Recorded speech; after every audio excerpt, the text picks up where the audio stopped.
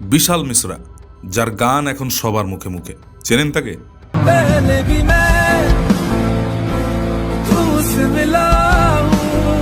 হ্যাঁ, ইনি, যিনি 2019-এর পর থেকে আর পিছনে তাকাননি। কিন্তু ওই বিশাল মিশ্রা 2009 সালে গান ছেড়ে দিয়েছিলেন, যখন ইন্ডিয়ান আইডল থেকে রিজেক্ট হয়ে যান। বিশাল তার বাবার কথায় গান ছেড়ে ওকালতি পড়তে চান। তারপরে 2012 সালে তার বন্ধুর কথাতে বাবাকে লুকিয়ে ডিডি ন্যাশনালের ভারত কি শান শো এর অডিশন দিয়ে সিলেক্ট হয়ে যান এবং তাকে মুম্বাইও ডাকা হয়েছিল এবং 2012-র 23শে ডিসেম্বর ভারত কি শান শোটির উইনার হয়ে যান। তখনও তার পকেটে ছিল মাত্র 650 টাকা এবং একটি ফোন, কারণ তার বাবা বলেছিলেন তাকে কোনো সাপোর্ট করবেন না। তার বাবা চেয়েছিলেন বিশাল তার পড়াশোনা কমপ্লিট করুক। তারপরেও বিশাল মুম্বাই ছাড়েননি, একটি ঘরে 7 জনের সাথে থেকেছেন এবং চেষ্টা করে গেছেন।